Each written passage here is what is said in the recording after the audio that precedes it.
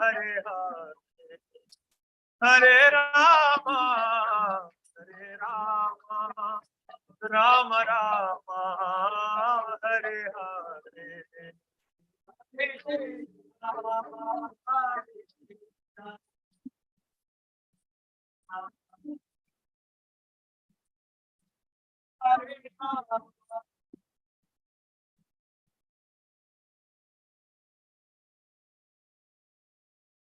हरे कृष्णा कृष्णा कृष्णा हरे हरे हरे राम राम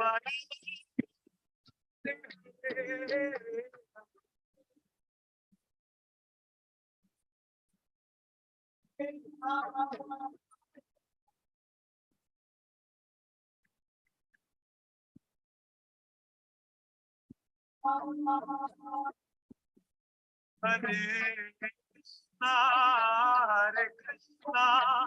कृष्णा कृष्णा हरे हरे हरे राम हरे राम राम राम हरे हरे हरे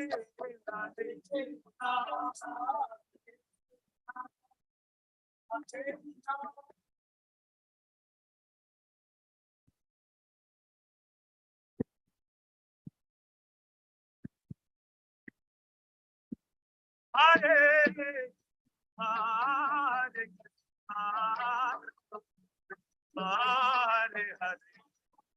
हरे हरे हरे राम राम राम हरे प्रभु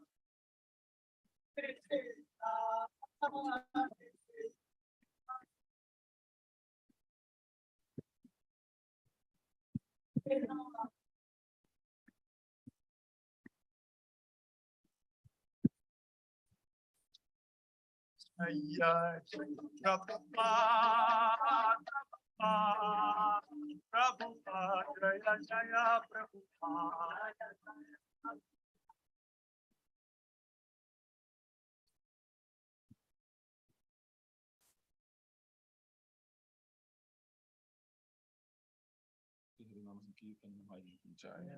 ओम अज्ञानतिमिरान्धस्य ज्ञानाञ्जनशलाकया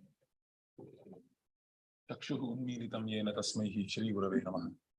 श्रीचैतन्यमनोभीष्टं स्थापितं येन भूतले स्वयं रूपः कदा मह्यं ददाति स्वपदान्तिकं वन्देऽहं श्रीगुरोः श्रीयुतापतकमलं श्रीगुरून् वैष्णवांश्च श्रीरूपं सागरजातं सहगणा रघुनाथान्वितं तं सजीवं साद्वैतं साधुदूतं परिजनसहितं कृष्णचैतन्यदेवं श्रीराधा कृष्णपादान् सागण ललिता श्री विशाखान्वितांश्च हे कृष्ण करुणा सिंधो दीनबंधो जगत्पते गोपेश गोपिका कांत राधा कांत नमोस्तुते तप्त कांचन गौरांगी राधे वृंदावनेश्वरी वृषभानुस्ते देवी प्रणमामि हरिप्रिये वाञ्छाकल्पतरुभ्यश्च कृपा सिन्धुभ्येव च पतितानां पावनेभ्यो वैष्णवेभ्यो नमो नमः।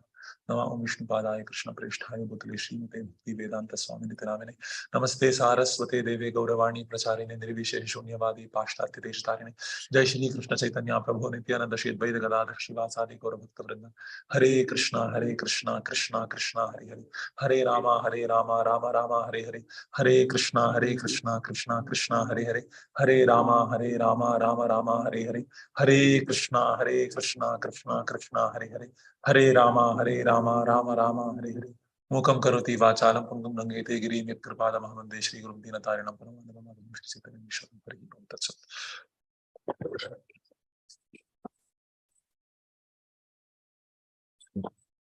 Asked to speak on 3.25 canto 20 chapter, the glories of devotional service, 6th and 7th program. So 3.25.6 and 7. Tamasinam akarmanam tattvamargagradarshanam स्वसुतं देवहूत्याः धातुः संस्मरति वचः तमासीनं कर्माणं तत्त्वमार्गाग्रदर्शनं स्वसुतं देवहूत्याः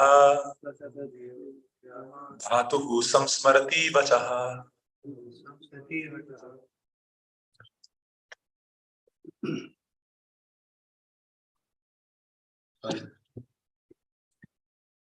Tamasinam karmanam Margagra darshanam Tattva margagra darshanam Sasutam devahutyaha Swasutam devahutyaha Apsmarati vachaha Dhatuhu samsmarati vachaha. The next verse at least.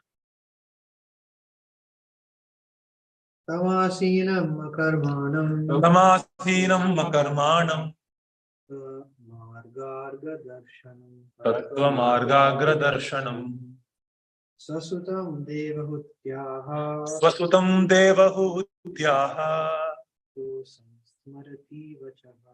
Dhatuhu samsmarati vachaha. Tam, to him, Kapila. Kapila. Asinam, Asinam seated. Seated Akarmanam, Akarmanam at leisure. at leisure. Tattva, Tattva of the absolute. of the absolute truth. Margagra, Margagra. Margagra, Margagra. the ultimate goal. Ultimate. Darshanam, Darshanam who could show. Who could show? Swasutam, Swasutam. her son. Person. Devahutihi, Devahutihi Devahuti. Devahutyaha. Aha, Aha said. Said. Dhatuhu, Dhatu of Brahma. Brahma Samsmarati, Samsmarati remembering. Remembering Vachaha, Vachaha the words. The words. Translation by His Divine Grace Abhecharana Aravinda Bhakti Vedanta Swami Srila Prabhupada ki jai. Yes. When Kapila, who could show her the ultimate goal of the absolute truth, was sitting leisurely before her, Devahuti remembered the words Brahma had spoken to her, and she therefore began to question Kapila as follows. Repeat. When Kapila, who could show her the ultimate goal of the absolute truth, Tattva Margagra Darshanam, was sitting leisurely before her, Tamasinam, Devahuti remembered the words Samsmarati Vachaha Brahma had spoken to her, and she therefore began to question Kapila as follows. The verse 7. Devahuti Ruvacha Devahuti vacha Nirvinna Nitaram Bhuman Nirvinna Nitaram Bhuman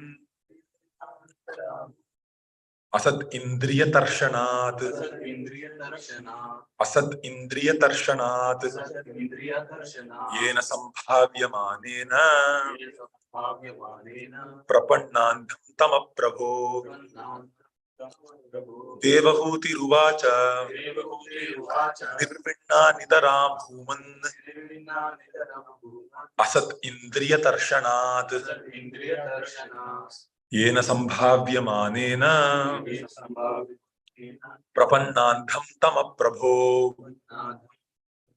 Prabhu I want to read.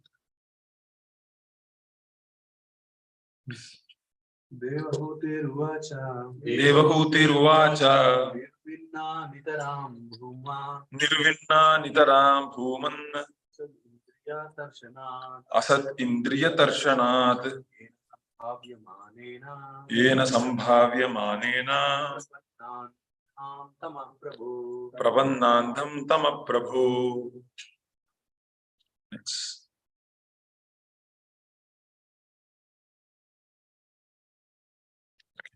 Devahuti Ruvacha. Devahuti said, Nirvinna, disgusted. Nitaram, very. Bhuman, oh my Lord. Asat, impermanent. Indriya, of the senses. Tarshanat, from agitation. Yena, by which Sambhavyamanena, being prevalent. Prapanna, I have fallen. Andham tamaha, into the abyss of ignorance. Prabhu, oh my Lord. Translation and purport by His Divine Grace Abhayacharana Aravinda Bhakti Vedanta Swami Srila Prabhupada ki jai. Devahuti said, I am very sick of the disturbance caused by my material senses. For because of this sense disturbance, my Lord, I have fallen into the abyss of ignorance. Repeat. Devahuti said, I'm very sick of the disturbance caused by my material senses. For because of this sense disturbance, my Lord, I have fallen into the abyss of ignorance.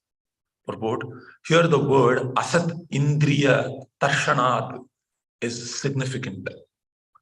Asat means impermanent, temporary, and indriya means senses. Thus, asat indriya tarshanat means means from being agitated by the temporarily manifest senses of the material body. We are evolving through different statuses of material bodily existence. Sometimes in a human body, sometimes in an animal body. Therefore, the engagements of our material senses are also changing. Anything which changes is called temporary or asat. We should know that beyond these temporary senses are our permanent senses, which are now covered by this material body, covered by the material body. The permanent senses being contaminated by matter are not acting properly.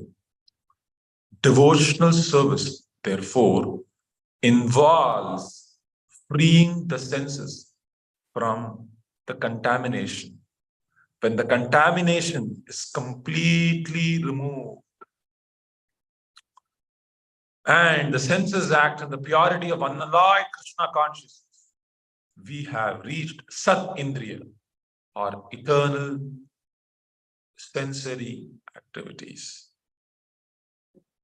Eternal sensory activities are called devotional service, whereas temporary sensory activities are called sense gratification. Unless one becomes tired of material sense gratification, there is no opportunity to hear transcendental messages from a person like Kapila. Devahuti expressed that she was tired.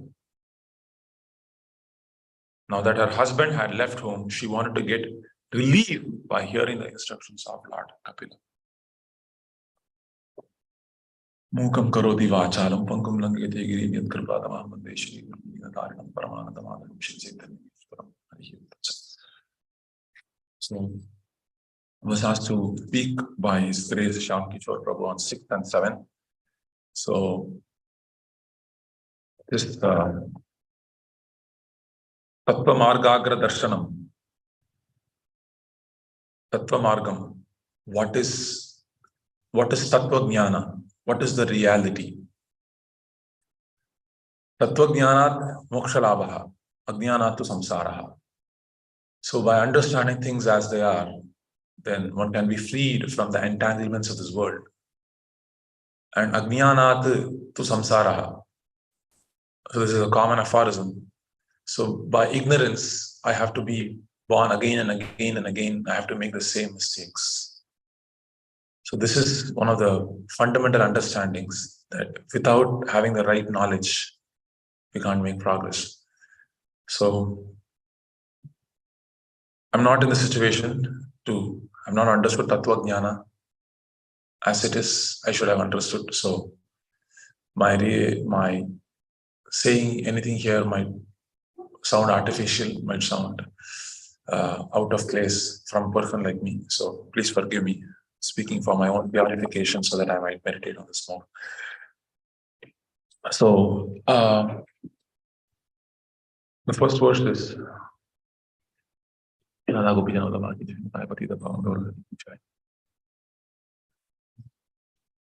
So the first verse is Tam Atinam Akarmanam Tattva Margagra Darshanam. So Sutam Devahutyaha. So when Kapila was sitting before Devahuti, in the previous chapter, Brahma would give a blessing. I think in the 18th verse. Yeah. So he's saying, Esha Manavi de Garbham Pravishtaha Kaita Bharadanaha. Kaitava Ardanaha. One who's the killer of Kaitava. Kaitava Ardanaha. Eshaha Manavi. Hey Manavi, hey Manu's daughter. Te Garbham.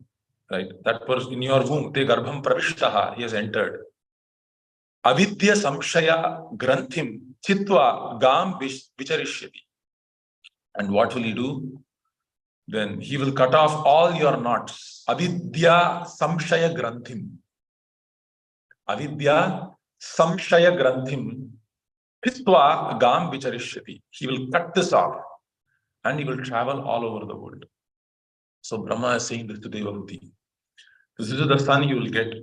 Ayam Siddha Ganadishaha Sankhya Acharyahi Susammataha Loke Kapila Itti Akhyam Gantate Kirti Vardhanaha. He will increase your Kirti by being known as Devahuti Putra Kapila Muni. And Gantate Kirti Vardhanaha. He will increase your Kirti and he will be known as Loke Kapila Iti Akhyam. He will be known as Kapila Dev. And Sankhya Acharyahi Susammataha. And he will be known as the Acharya of the Sankhya philosophy. I am Siddha Ganadishaha, and he will be the Isha of Siddha Ganas. So of all the perfected souls, I am Siddha Ganadishaha. And we are hearing from someone like Kapila Dev, amazing. Right? So, I mean, my good fortune that somehow this Bhagavatam has been printed in English and there has been a translation and purport, and I'm having an opportunity to hear from Siddha Ganadishaha being touched by Prabhupada. This is so amazing. Who will have that opportunity to interact with someone like Kapila Dev, to associate with someone like Kapila Dev, who's personally incarnating. This is amazing. I mean, this is so. I mean, it's like so. Like it's so. I should be so grateful, and I should be reading Bhagavatam so much because of that opportunity. But such is my bad fortune that I'm interested in Asat Katha. So Brahma is saying this person will be Avidya Samshaya Granthi. He will cut the Granthi, the knot. And what is the Granthi coming out of? Samshayam. Because of doubts. You have Granthi. And why do you have doubts? Because of Avidya. So because of Avidya, then there is doubt. Ignorance because there is doubt. So Shyam Kishore Prabhu is telling in the class, okay, this is material. This is really true, or is he maybe he's been brainwashed into it? So it's like it's doubt. There is samshayam because of avidya, and because of that samshayam, then there's also a word session. We were discussing that 2 days ago. Words comes in the first canto of Bhagavatam, right? Vidyate hriday grandhihi chithyante sarva samshayaha kshiyante satya karmani. Drishtva eva atmani ishvare, if I'm not wrong. So a person, when he understands what is the absolute truth, vidyate hridaya granthi, siddhyante sarva samshayaha. All the knots in his heart will be vidyate, it will be broken. Siddhyante sarva samshayaha. So here also the same thing. Chitva, right? He's cutting off. Siddhyate sarva samshayaha. All the doubts get erased. And kshiyante tasya karmani, because all karmas, all vikarma, all material activities are because of samshaya, of whatever I'm hearing. I have samshaya, I have doubts. I'm not sure. Sometimes I feel like this. Sometimes I feel like something else. Which voice is mine? I don't know. Right? Sometimes I think material world is, maybe this voice is me or that voice is me. How will I give more importance? Which voice is me? Which voice is real? I don't know. This is samshaya. Right? There are so many voices. Some of them are agnostic voices. Some of them, that's what a modern person is thinking. I have atheistic voices in my mind. Am I an atheist? Sometimes I have agnostic voices in mind. Maybe it is true. Maybe they're also true. So I have agnostic voices in my mind. And some people, sometimes Oh, maybe God is there. When they come to the Sunday feast, maybe God is there. Right? Maybe all this is true.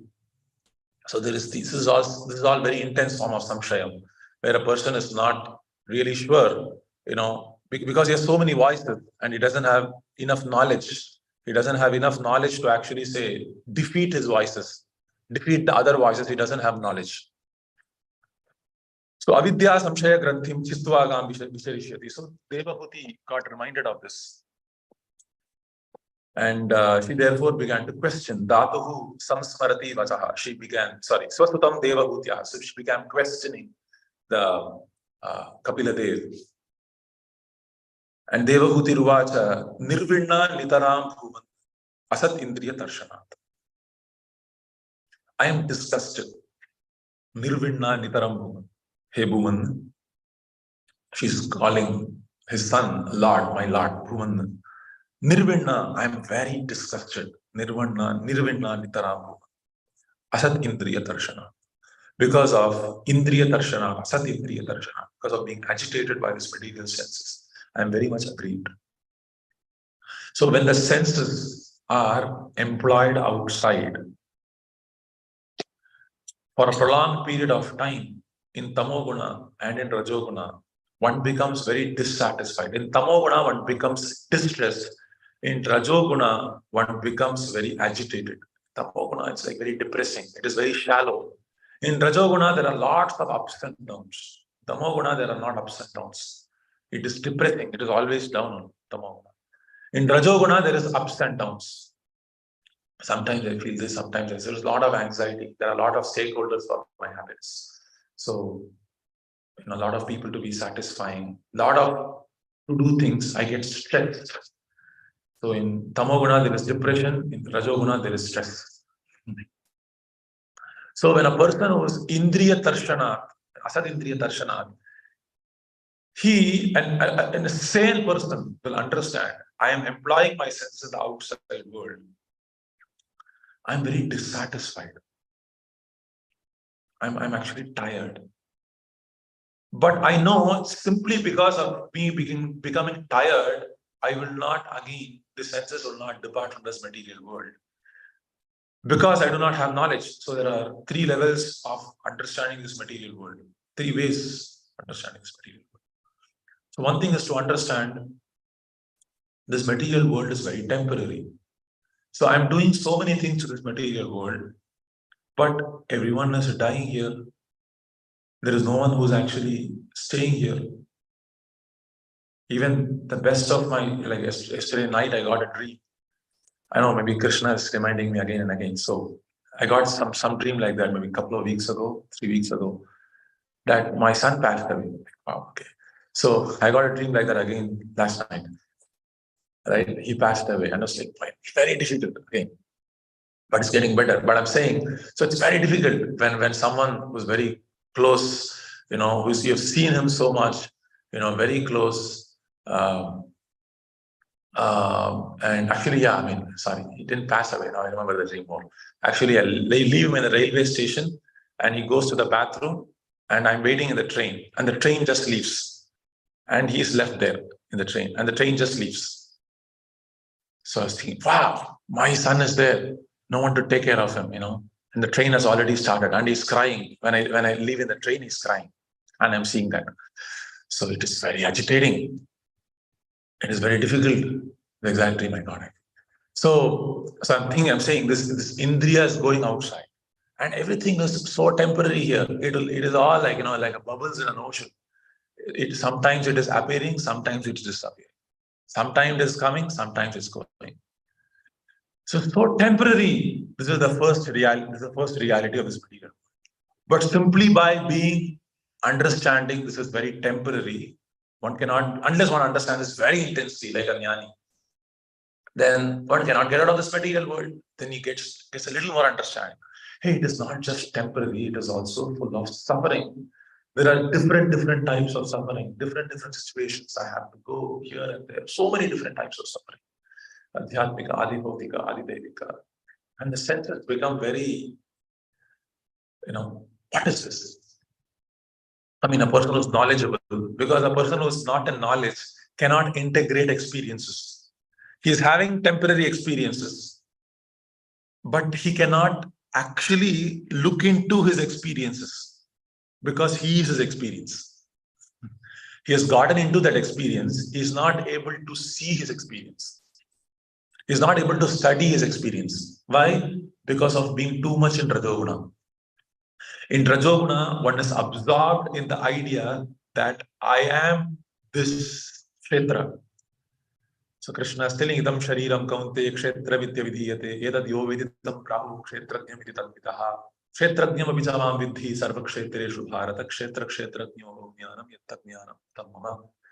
So Krishna is telling idam shariram kaunte kshetra vidya vidhiyate idam shariram, whatever you are seeing this material world is kshetram. Yetad yo veditam prahu kshetrajnam iti tadvitaha, and who knows this is kshetrajnam.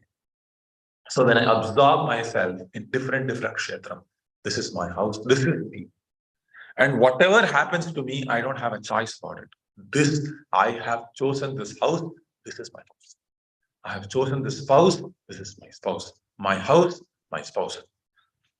And I don't have an option, right? This, I have associated with my kshetram, so that is it. This is my mind, this is my experience, these are my children, this is me. This kshetram is me. I've embraced this actually in a very tight way. And this is what Kapila is going to explain, how to basically split this into both. There are three ways to actually split this, to disentangle from this kshetram and kshetrajna. And because when he's going outside, it's full of suffering. He doesn't know. That is the sorry nature of a person who is in the material world. He doesn't even know he has a choice. He doesn't believe. Even you tell him he has a choice, he doesn't. No, you're telling me this doesn't apply to me. No. You're telling me I can be happy. It doesn't apply to me. No.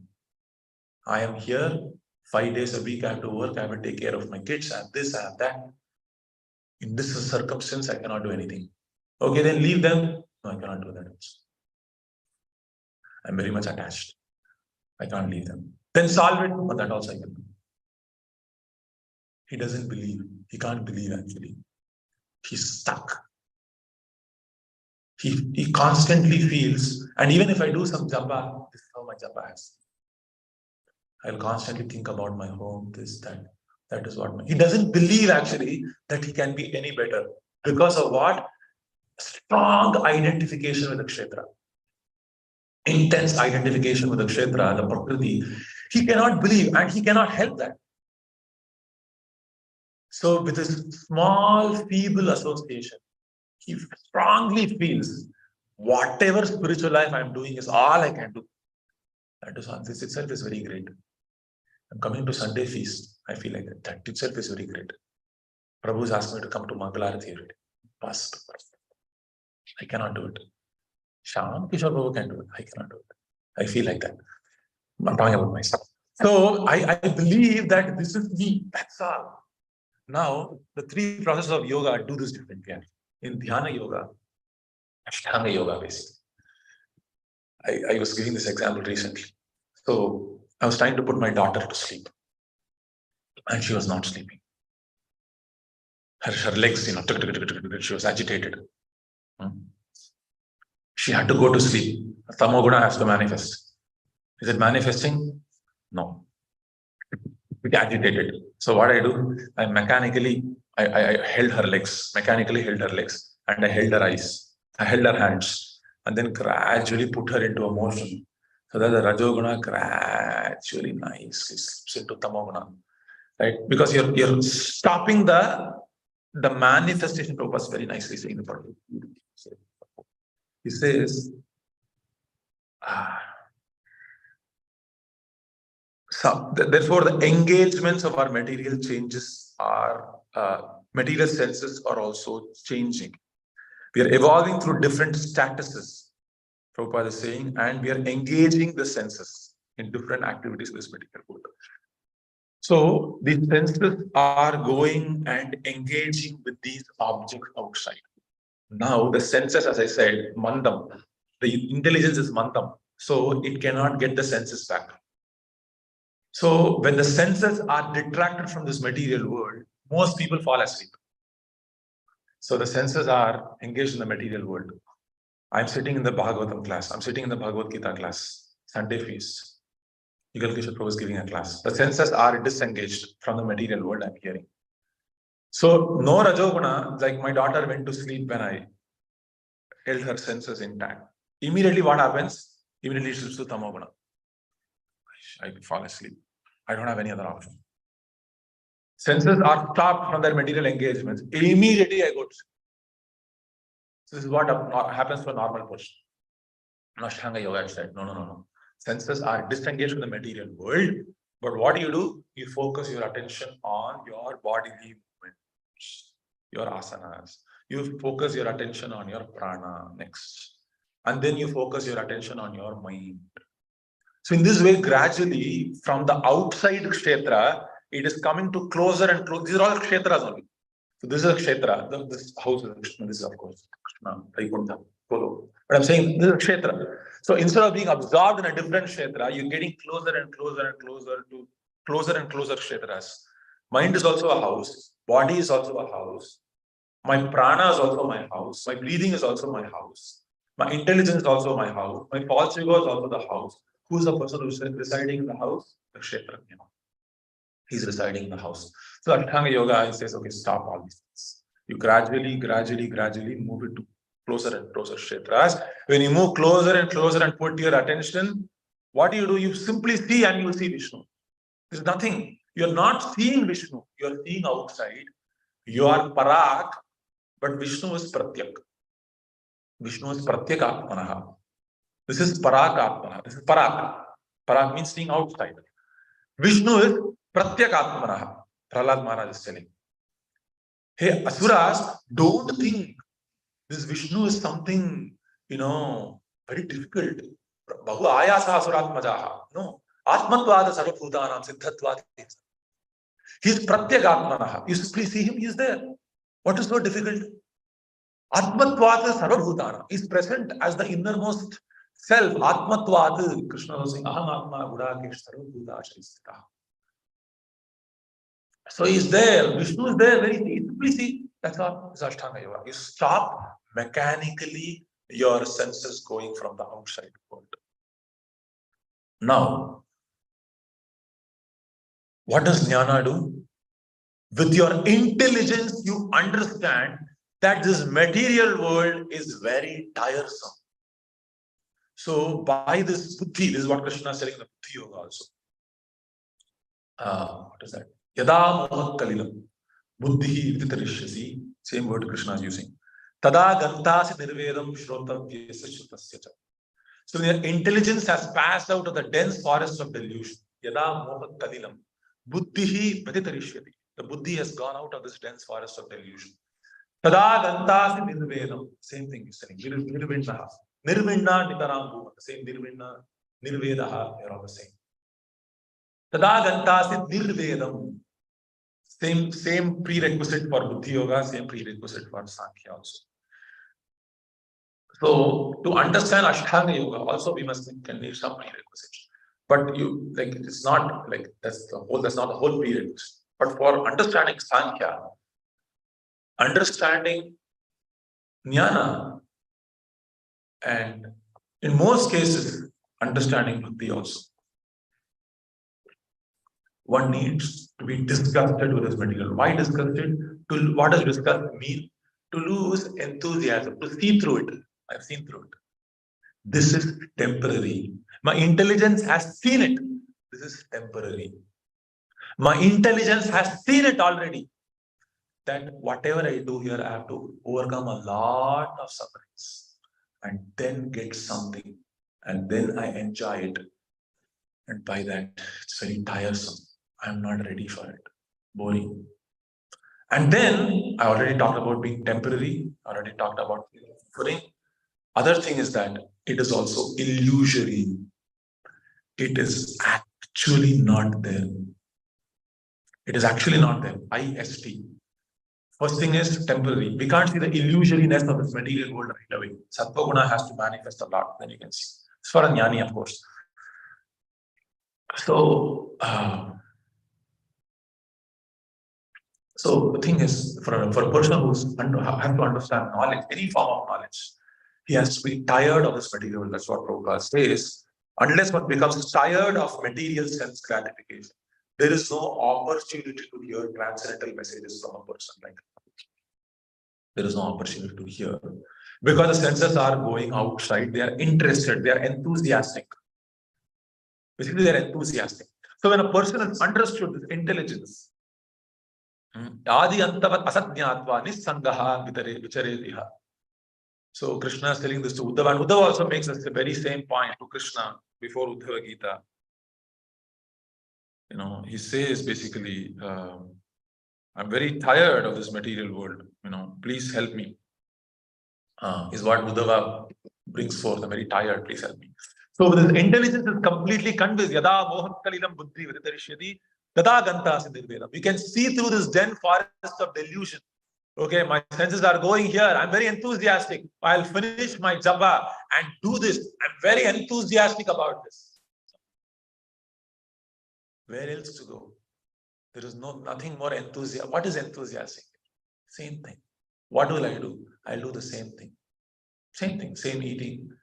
I'll eat, if I don't eat, rice today, maybe I'll eat puri. If I don't eat puri, maybe new chaat, pizza, I'll eat this. Same thing. What is there? If I don't eat this, I'll eat maybe, new paneer butter masala, or I'll eat rasagulla, I'll eat gulab jamun, I'll eat this, I'll eat that. Okay, you eat. I mean, I want to come there, but I'm not yet there, but I'm saying. So, same thing. What's there? Right? It's basically contact of the senses with the sense objects. So when a person is very attentive, what is there? It's the same thing. So whatever a person who does Ashtanga Yoga in the initial stages is trying to be attentive. That's what they're calling mindfulness, awareness. So actually, if a person is mindful and be aware, he actually must become very renounced. That's the symptom. So these people are all becoming mindful, blah, blah, blah, blah. They say so many things. But there is no renunciation to this material world. They are not getting distaste for material enjoyment. That means they are not practicing mindfulness. If they are actually practicing mindfulness, if you are actually aware, you'll become. That is all there is to it. That must happen. That must happen. If attentiveness must awaken you to knowledge, and knowledge must make you renounce. Knowledge must make you renounce. And renunciation must end up in bhakti. That is what Naishkarmyam api achyuta bhava varjitam na shobhate. Even if you are Naishkarmyam, achyuta bhava varjitam, if it is without achyuta bhava, na shobhate jnanamadam niranjanam. What is the use of this vairagya? Right? What is the use of vairagya? It is better to be it's better to have anarthas without bhakti than to be free from anarthas without bhakti. Right? What is the use of it? Because one loses the most precious treasure of the lotus feet of Krishna. But anyway, this jnana is basically you're stopping the senses from going outside, asatindriya darshana, by the force of transcendental knowledge received from the spiritual master. So this is what Kapila Dev also says, Hatha Aujasam, he uses the word later. Hatha Aujasam, Prakriti Hatha Aujasam. So when you understand this knowledge, actually, that I am separate from this. This is the beginning, ABC of spiritual life. I am separate from this. Then what happens? Prakriti Hatha Aujasam. The ojas, the strength of the Prakriti will be lost. Just like there is a lamp. The fire is broken. Jadaparda gives an example to the Rahugana. There is a fire burning in the lamp, and there is an oil. If the oil is lost, what is the use of wick? What is the use of fire? It won't burn. Similarly, the wick is the false ego. Fire is material life. Oil is faulty intelligence. When faulty intelligence is not there, how will it fan the false ego? If false ego is not being fanned, then how will material life go? So Prakriti Hatha Aujasam. So Prakriti's ojas effect will be Hatha. It will be over. Because you can actually see very clearly that the soul actually does not perform material activities. soul can only perform spiritual activities. Its performance of material activities is illusory. Karya karana kartritve prakriti hedruchyate. Purusha sukha dukha tritve hedruchyate. Prakritehe kriyamanani gunaihi karmani sarvasha karanam. So this performance of thinking, I am the doer, I am the enjoyer, is arising out of a false material identity. It is actually not true. I am separate from these material activities. I have nothing to do with this. I'm simply confusing myself. Real activity is actually performance of Krishna consciousness. So one can actually see this. This is the beginning of bhakti.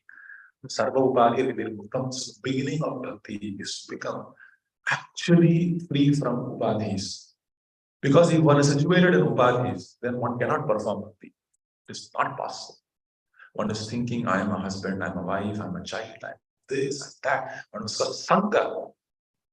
Sangha is the basically Atanga Shastrena Dridhena Chitta. That's what Krishna is telling. Bhagavad Gita as well. So the more and more I have a relationship with this world, I have a feeling of intimacy with this world. I have a feeling of relationship. I'm becoming enthusiastic about something here. Why do I have a relationship with this material world?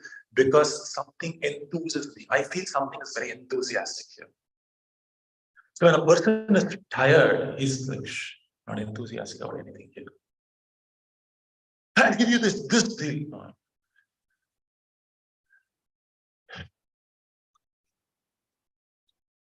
So this enthusiasm dies down by the force of transcendental knowledge. Even if you want to do something, I'm like bored. How does this happen? By repeatedly hearing from the words, by performing submissive oral reception to the words emanating from the lotus sound of pure devotee. Prabhupada writes in a purport. How is it perfected? Prabhupada is saying, by giving submissive oral reception. Beautiful line, right? By giving submissive oral reception. By giving submissive oral reception to the words emanating from the words of a pure devotee. The faulty understanding I have about this material world. This is the beginning of bhakti. This is why bridge preaching will not work. Why? The beginning of bhakti itself is that I must be disgusted. It's the beginning of bhakti. The beginning of bhakti is to become death conscious. That is the beginning of bhakti, that everyone will die. This is the beginning of bhakti. This is how Krishna begins. Jatasri dhruva mrityu dhruvam janma mritasya jatasmadi pariharte kasyat. What is that? Smada pariharte. Nartam shojitam arhasi. So what is that? So like, the beginning is that I understand this will not work. Then if a person is delaying that understanding in his journey of bhakti, he will misunderstand bhakti to be a material activity. Seva in the temple is not a material activity. It is actually a spiritual activity. That is why Prabhupada says, a devotee is liberated from the word get go. A devotee is already liberated. He doesn't have to make an extraneous attempt to become liberated. Because devotional service is done on the platform of spiritual life. Because these are false activities. So when this avidya is lost, this avidya is ignorance, because all karma, all this material activity, all karma is material activity, it is done out of material enthusiasm. That is what is called karma. What is karma? Karma means enthusiastic to perform karma. Enthusiastic to bring fruits. I'm enthusiastic. Everyone has to be enthusiastic about something. Rajoguna means enthusiasm. Tamoguna means depression. Tamoguna means depression. If someone is not in depression, he must be enthusiastic about something. Everyone is enthusiastic about something. They cannot escape. So if I tap my mind and say, what are you enthusiastic about? That is me. So who am I? I can say I'm spirit, soul, all that. But who am I right now? Whatever I'm enthusiastic about, I'm looking forward. This will come to me. Whatever I'm looking forward to, that is me. If I'm enthusiastic in the mode of ignorance, I'll put this person down. And that is me right now. I'm Tamoguna Sarupi.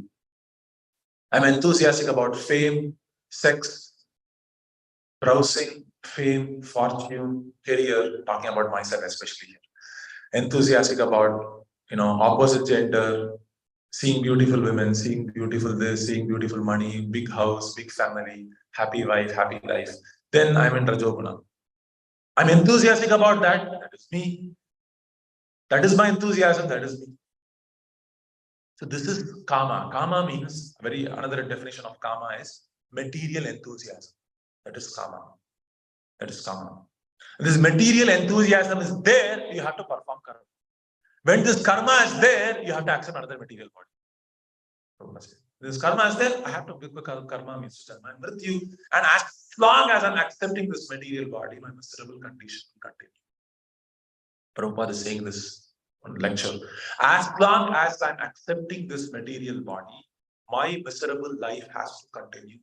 There is no question of being free from misery when I accept this material body.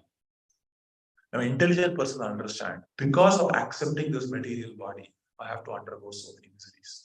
Now, what should I do? Do not accept another material body. That is all. People are very foolish outside. They're saying, I'm very intelligent, I've got a PhD. But very simple, if you're so scientific, just understand all your miseries are because of this material body. As long as I have this material body, whatever technological advancement you do, I cannot be happy. Or as long as I'm absorbed in this body, I cannot be happy. So this material enthusiasm, which is kama, is there. I will perform karma, and I will perform karma, and then I will have to undergo janma and mrityu. And as long as there is janma and mrityu, there must be sukha and dukkha. So where is the question of freedom? There is no freedom. Where is freedom? So what leads to material enthusiasm? Because of avidya, because of not having tattva jnana. This is what is saying. So tattva marga agra darshana. So Devahuti is asking Kapiladev, you please give me tattva marga agra darshana, because of which this prakriti's effect can be removed. And then what will you see this prakriti removed? Is removed. Atmanam animanam akhanditam. You will actually see the atmas is akhanditam. You'll come to the Brahman understanding. Immediately when one receives spiritual knowledge, one has to go through the Brahman understanding that actually the spirit soul doesn't have any material divisions. Right now I have many divisions in my own mind. So Akhanditam. I'm this, I'm that. So right now I have to act like this to my man, my wife. I have to act in this way. This is all granthi. I have to act. When you bring forth my wife, or when I'm present before my wife cannot act freely. She has to act in a certain way.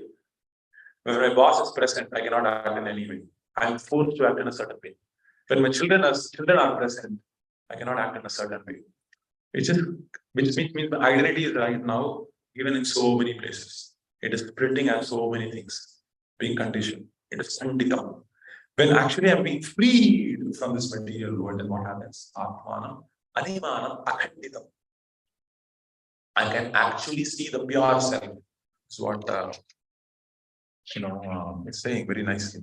So, right. And then aham mama abhimana muktai kama lobhadi. Right. So this basically the aham mameti will gradually go away. This is what Prahlad Maharaj also says.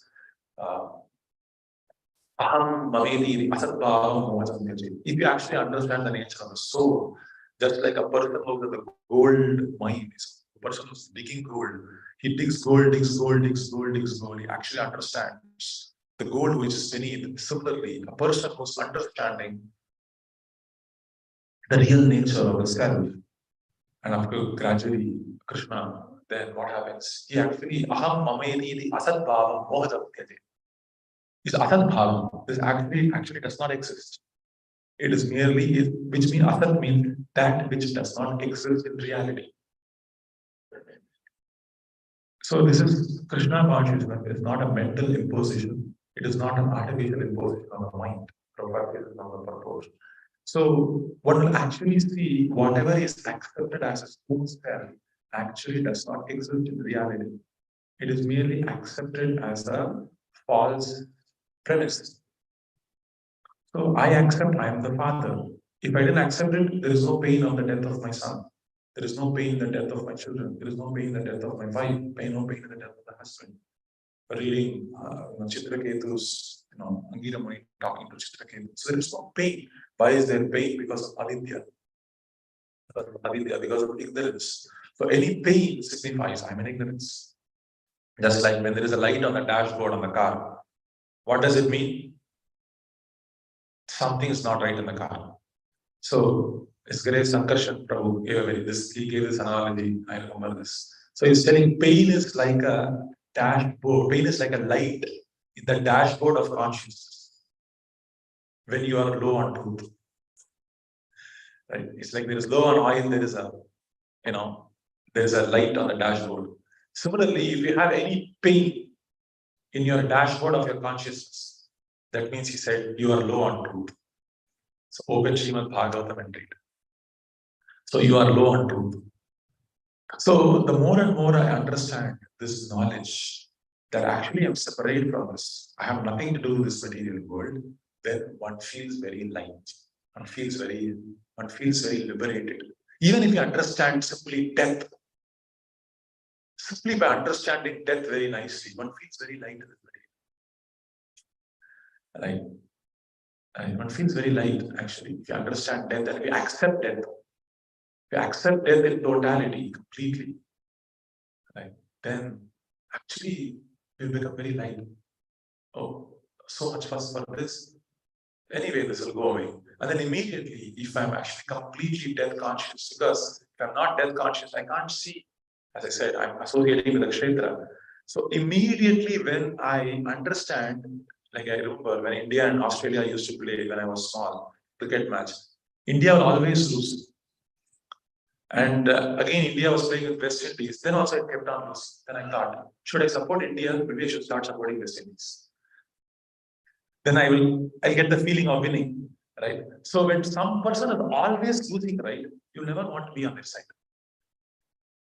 When a person is always losing, so similarly, if I be on the side of this material world, and I understand I'll always lose, why should I be on this side? I'll always lose only. Why should I be on their side? I will support Krishna. I'll actually go and support Krishna. I will lose here. Right? So then you'll naturally go away from this place.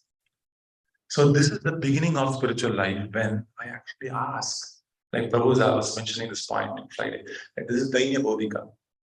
So I'm very, very, very sorry here. So this detaching from this material world for a devotee, so I didn't talk about it, I talked about a jnani, I talked about maybe Jnana Mishra Buddhi, and also I talked about Ashtanga Yogi. For a devotee, because of his intense attraction for Krishna, he doesn't even have to do anything else. This is Bhakti. He doesn't even have to think about this material world, it's temporary, this is bad, or this is Adi Antavata Satya, anything of this. Simply by the force of his attraction for Krishna, he simply achieves this. That's all. That's all. But Prabhupada is saying, for most people, this bhakti cannot start on its own. You need the help of jnana and vairagya, right? Because most, this Kapila Dev also says, this jnana vairagya yukthena, in a shloka later, bhakti yogena chamale. So by united with jnana vairagya, just like you start a car, sometimes the car cannot start on the engine itself. Engine is compared to the raga for Krishna. It cannot start on its own. So what you do, you push the car from behind. Prabhupada gives this example. You push the car from behind with jnana and vairagya, then what happens? Then boom, boom, boom, boom, boom, boom, boom, boom, boom. Right? The engine starts like that. So the more and more I'm enthusiastic, I lose enthusiasm for this material world. Because actually there's nothing to be enthusiastic about. So it's not that I have to artificially think I'm a very bad devotee, I am a very fallen devotee, I'm this, I'm that. But if something is really not happy, really it's bad, why should I make a artificial identity to rationalize my attachment with it? Right? Why should I rationalize? Because there are four, I'll just finish with this. There are four stages of leaving this world. One thing is that I start rationalizing my attachment. This is the worst. Prabhuji, I'm not coming because of this. This is I rationalize this first. Second, I don't rationalize, but I am indifferent to it. It must be there only. What to do? If you are born a human being, I can't do anything about it. I'm indifferent to it. This is my Arartha. I'm indifferent. I'm not rationalizing actively why this is happening. Maybe I've accepted so much as a part of me. What am I saying about? I'm talking about the material enthusiasm. Right? Something is kept a big and Amazon offer is something, this enthusiasm. I'm indifferent to it. The third stage, I think I'm trying to get out of this enthusiasm for the material world, but I've made a pact with it. Maybe so much only I can do, Prabhuji. Because I'm in this situation, only so much can I do, Prabhuji. I cannot do anything more. This is the third stage. The fourth stage is when one is completely sure that all these things are true, but with a strong board of sadhu sangha, when I actually take shelter at the lotus feet of a pure devotee, I can actually get out of everything here. So he has strong faith at the lotus feet of the spiritual master. Because of strong faith at the lotus feet of the spiritual master, he has a strong determination that I am going to hear from you and I am going to solve this problem. It is solvable by your mercy. If I hear from you, this can be solved. This is the four stages. I mean, first of all, I rationalize. Second, I'm indifferent. Third, I'm partially indifferent. I partially accept. Fourth, I'm completely sure this can be solved. So Prahlad Maharaj was such a person that he was Nyasta Kridanaka Bhala. He was not even interested and enthusiastic even about playing. Nyasta Kridanaka Bhala. What is that next look? I forgot the next line. Nyasta Kridanaka Bhala. He was like Jadavata. He was like a mad person. He did not have an enthusiasm even for playing. He was simply having, his eating was Krishna, his thinking of Krishna, his drinking Krishna, his existence is of Krishna. Everything is Krishna, Krishna. Right? Like, it's got great hankering for Krishna, enthusiasm for Krishna. So that means a devotee. A devotee means a person who's enthusiastic about only Krishna and hear about Krishna. So the more and more and more I'm becoming enthusiastic, I'm excited, and the more and more I associate with people who are enthusiastic, excited, enthralled, absorbed, they're very happy. And their katha, how do you know they're happy? When they speak, you can see. When you can see some devotees speak, they are so enthusiastic about Krishna. They're so enthusiastic. I know Mataji, very old, 60-year-old, 65-year-old, wherever I was in Neyveli, she's deaf and she cannot hear anything. She comes all the way 1 hour to hear Bhagavatam. In English, I think many times. Sometimes it's spoken, but she cannot understand English. She's deaf. She comes all the way 1 hour bringing up us. All her family members are against. All her family members are against her. With whatever savings she bought a Bhagavatam set. She completed Bhagavatam in 3 months. Completed, 65-year-old. She cannot hear, but still she will hear. And when she comes and offers obeisances, she will completely offer obeisances. Full sashtanga. Right? And she cannot hear. And when she speaks, she's so enthusiastic about Krishna. And all her family members are really torturing her. Really torturing. Actually, our son-in-law or son or someone actually slapped her for something. And what happened? Her earrings, and that is the only thing she had, it actually fell out. She became so ecstatic. She told, she became so ecstatic and said, actually, you know what? Krishna told me something. When someone slapped me, these earrings fell out. So Krishna is telling me, that is the last thing you have. Give that up also. And I gave that up. And I'm feeling more happy. So Krishna asked me to give up that earring also. I gave up everything right now. And she actually staying in the temple right now. And she went to the temple and serving the temple full time. 65-year-old, she cannot even hear, but so enthusiastic about only Krishna. Enthusiastic about only Krishna, not touching anything else. It's called spruha. You'll see many places this word is used. Spruha. Nispraha, sarvakamebhyaha. Krishna says spruha means to touch something. It's called spruha. So a devotee doesn't touch anything else. I'm talking so that you more enthused to be like that. A devotee does not touch, just like a chaste wife does not touch any other man than her husband. Similarly, a chaste devotee touches things only related to Krishna. And even when we touch someone who's touching only Krishna and one who's Tadiya, or touching someone related to Krishna, Tadiya, then simply by touching that person through one's eyes or ears or skin or touch or hearing, simply by touching a person, we become Krishna. Some person is simply touching Krishna only. They're not touching anything else. Nishkinchana. He's become Nishkinchana. So when we touch a person who's unenthusiastic, that person can free from Antam Tamaha. We have to surrender to that person, Prapanna. And by surrendering to that person, Antam Tamaha. What is the first sign of surrender? By continuously giving submissive oral reception to the words emanating from the lotus mouth. The more and more I give submissive oral reception, with Gaur Govind Maharaj said, I hear and immediately I want to follow. So don't hear from someone.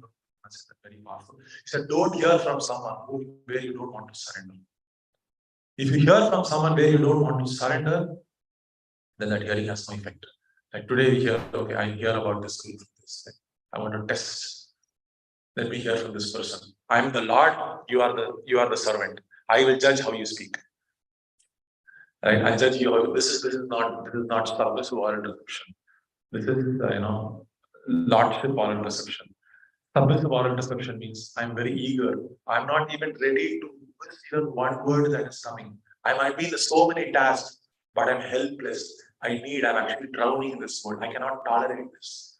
This cannot go on. I'm not ready for this. I need help.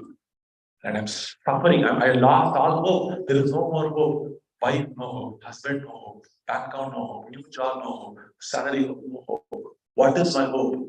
The words emanating from the words of the lotus of pure devotee, that is my hope. Everything else, no hope. Hopeless. So the more and more I associate, and whom should I hear from? That person who's constantly touching only Krishna. He is a chaste wife of Krishna. He's chaste to Krishna. So when I hear from such a person, in nirvinna nitara. Nitara means completely nirvinna, completely convinced. No, if I go outside, I cannot be happy. I have to go to the lotus feet of Krishna. Enough of going outside, enough of shopping outside. I've had enough. Because going outside, again I have to do this, again I have to do this. He can see it. Jnana means you can see the consequence before you act. That is called jnana. Your mind will already play the whole event and will go to the consequence of that event. And by seeing the consequence, your mind will again, intelligence will come back. Okay, fine. I will not go. This is jnana. Right? Bhakti means it will not even go out. That is bhakti. Jnana means it will go out. It will experience that. What is that? Again come back. It will again come back. It won't go out.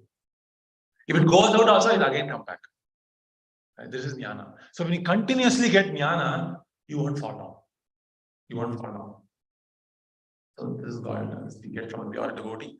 So I pray that, somehow by the mercy of all of you, I get attached to a pure devotee.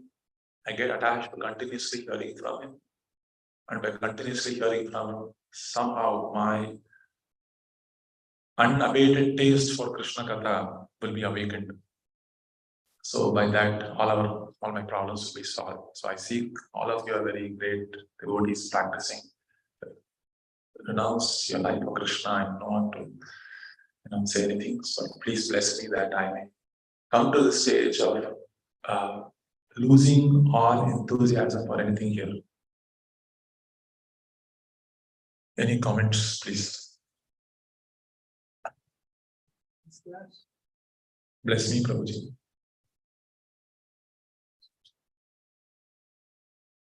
Okay, thank you so much, devotees. Anyone from Zoom, anyone has any comments? Is mode of Gauri Jivani Mataji, is mode of goodness helps us to come to Bhakti, or Bhakti will help to cultivate? So, Bhakti Devi is never in the mode of goodness. So the question is mode of goodness, does mode of goodness help us to come to Bhakti, or Bhakti will help us to cultivate mode of goodness? And eventually we come to Shuddha Sattva. So Bhakti Devi is Swarup Shakti. So wherever Bhakti Devi is present, there is no Vidya Shakti or even Avidya Shakti. So Vidya Shakti is mode of goodness, Avidya Shakti is mode of passion and ignorance. So Bhakti Devi is even beyond Vidya. So the Jnanis are taking shelter of Vidya potency. So they worship, we can see during Navaratri, they worship different forms of Durga Devi, they worship Shri Vidya. Shri Vidya is one form, so who gives Vidya? Vidya Shakti. So Bhakti Devi is beyond. Shri Vidya gives mode of goodness, in her form of mode of goodness. So Durga Devi has a form of mode of goodness, form of mode of passion, form of mode of ignorance. She had many forms, and there is Lord Shiva, who's her consort in all these various forms as well. So Bhakti Devi is Swarup Shakti. When you are situated in Bhakti Devi, when a person performs even little Bhakti, that Bhakti is situated on the pure platform. There is no conception of mode of goodness. Right? So then one might ask, and then have this question, then there is also Kapila Devi is talking about, Bhakti in the mode of goodness, Bhakti in the mode of passion, Bhakti in the mode of ignorance. So how do we understand? So that means the Bhakti Devi is, when we are approaching Bhakti Devi, why we are approaching with a certain tendency. It doesn't mean Bhakti Devi is the mode of goodness. So we have a certain approach to Bhakti, and that is not allowing us to accept Bhakti Devi sufficiently.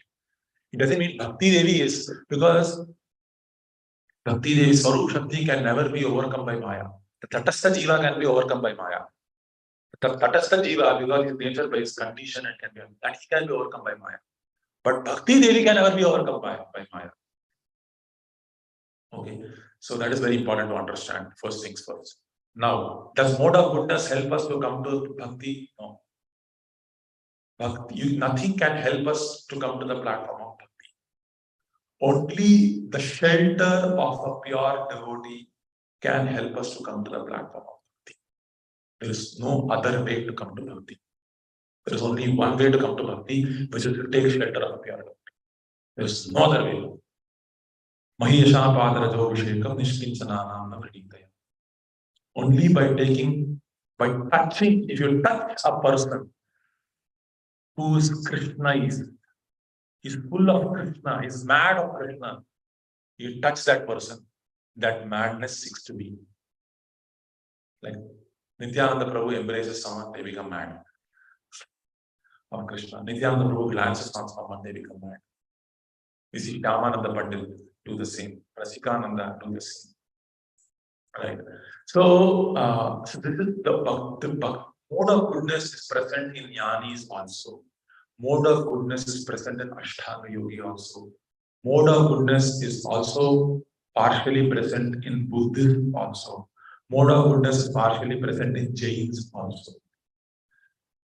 The mode of goodness basically means you simply have to detach your sensory activities from outside.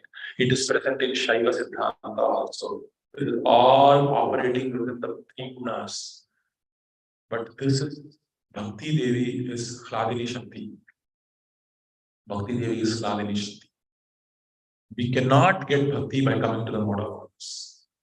But in a certain platform, it would be favorable to the cultivation of Bhakti. That is different. Some things could be favorable. If you do that, that might be favorable, but that is not Bhakti. That is not direct Bhakti. Like you perform Varnashrama Dharma. So that is favorable to Bhakti, but that is not Bhakti. That is not bhakti. Varnashrama dharma is still within the 3 modes. It is still material, but that is not bhakti. I'll give another example. Someone joining brahmachari ashram is actually favorable for bhakti, but that is not bhakti. But it is real. If someone joins brahmachari ashram, when that person is the right candidate, it will help him. Similarly, if someone is the right candidate for grahastha ashram, favorable for bhakti. So what is the relationship between the mode of goodness and bhakti? So, mode of goodness is encouraged by Shastra. There, definitely. But the mode of goodness, how to come to the platform of mode of goodness, must be understood from a person who's a devotee. So that when we come to that mode of goodness, just like I give this example of I've heard from a devotee. It's a very nice example. Just like a wick is there, that wick is causing fire to appear. But what does that fire do? The fire finishes on the wick also. Similarly, the mode of goodness might give you a platform where that you come into the association of devotees for that bhakti to come. But what does the Bhakti Devi do? Bhakti Devi will finish all the 3 modes and then make you come to the platform of, because Hari Bhakti is Nirguna. So, a devotee should not focus on how to come to the platform of goodness. It is not necessary. He should simply think, how can I get the audience of a pure devotee? How can I please a pure devotee? That is all. And if coming to the mode of goodness pleases a pure devotee, when Prabhupada, when he was on his deathbed, there is no deathbed. When he was going to leave this, sorry for saying that. When Prabhupada was going to finish his manifest in this material world, Prabhupada actually stresses on this point. He said, what has to come to the mode of goodness. Now, one might think, oh, by coming to this, by doing this, I'll cultivate the mode of goodness, and that will cause pleasure to Srila Prabhupada. If you think like that, then that is okay. So that this, which means mode of goodness is not giving me bhakti. This is giving pleasure to a pure devotee. And by his pleasure, my good fortunes arise. It's very important. Only by giving pleasure to devotees, pure devotees. It doesn't mean only pure devotees. By giving pleasure to devotees, by giving pleasure to pure devotees, only bhakti is aroused, not by anything. That's my understanding. Prabhu can correct me. I said something. Shyam Kishore Prabhu can correct me. So launching pad.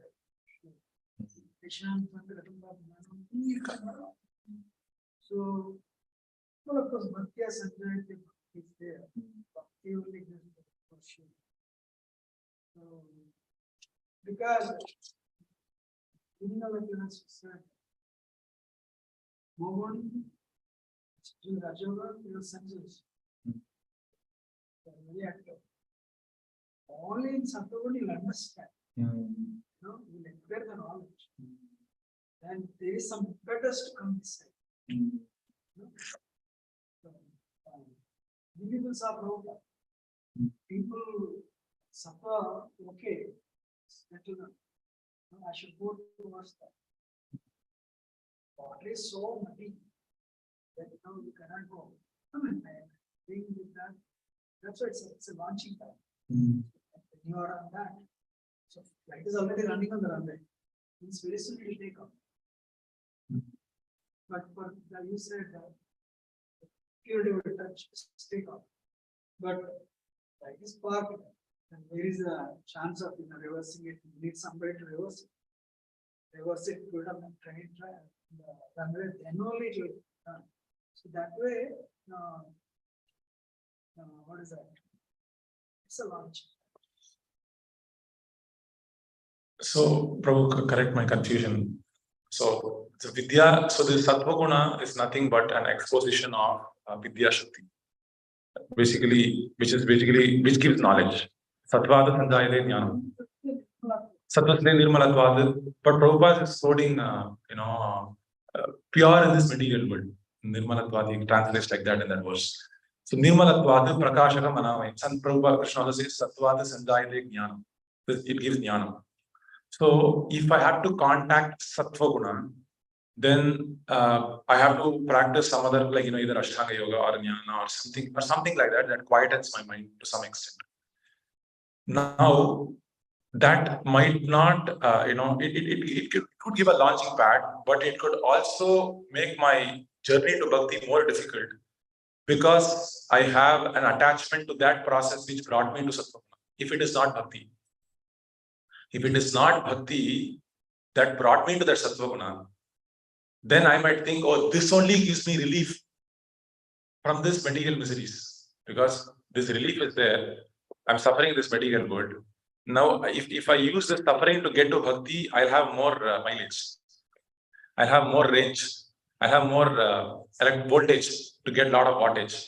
Now, if someone is telling, I'll reduce their miseries, right, through this sattva guna, will that not reduce my intensity of taking shelter of pure devotee?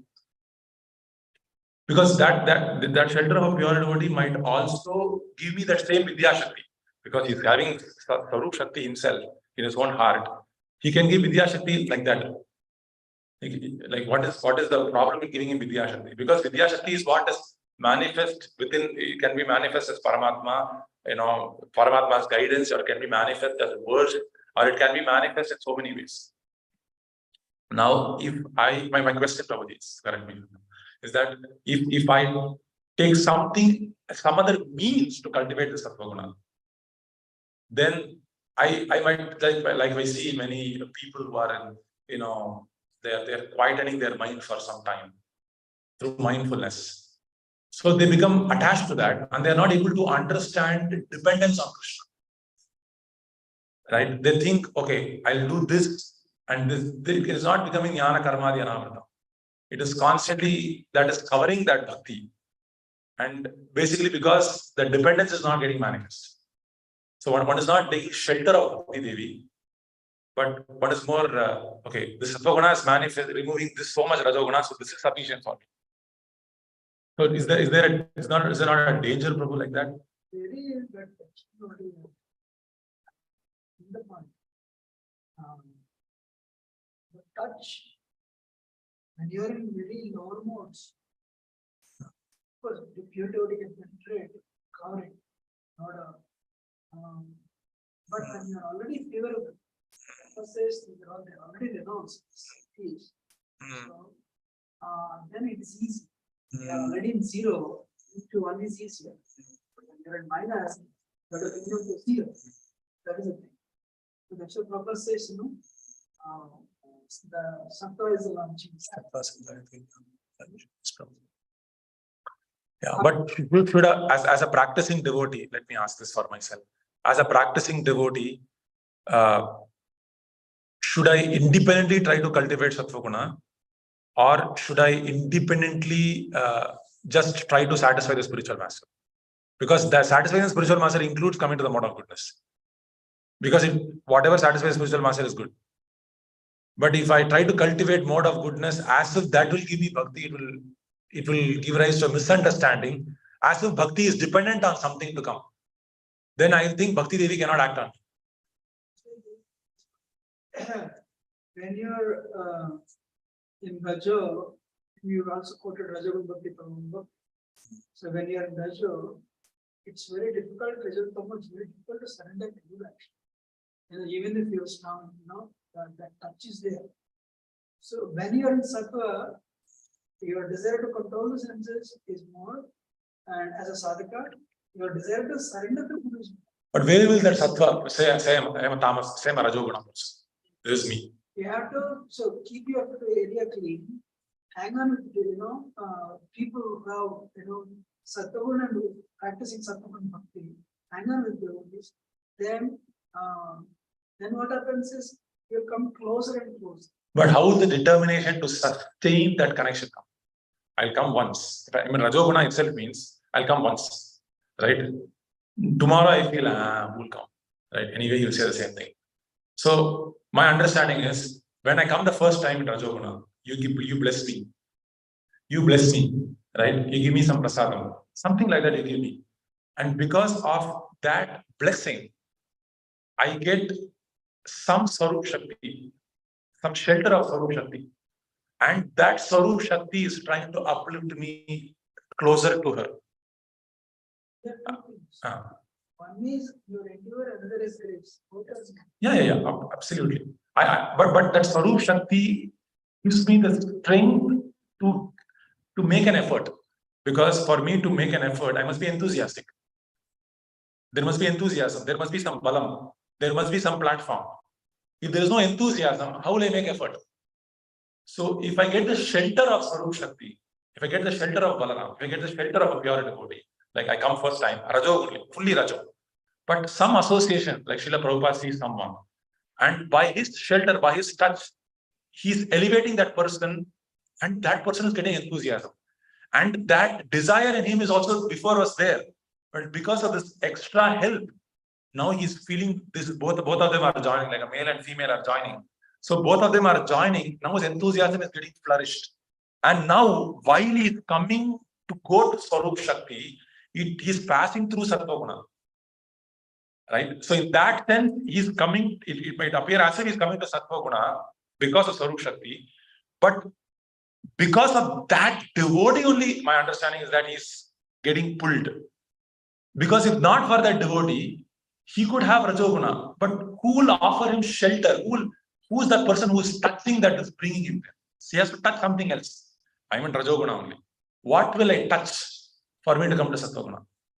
Because if I don't touch Sattva-guna, then next day, next week, whatever I'm coming, I won't come. So my friend called me and go somewhere else. So I have to get mercy, and also I have desire. But if there is no mercy, that mercy means that person is pleased with me.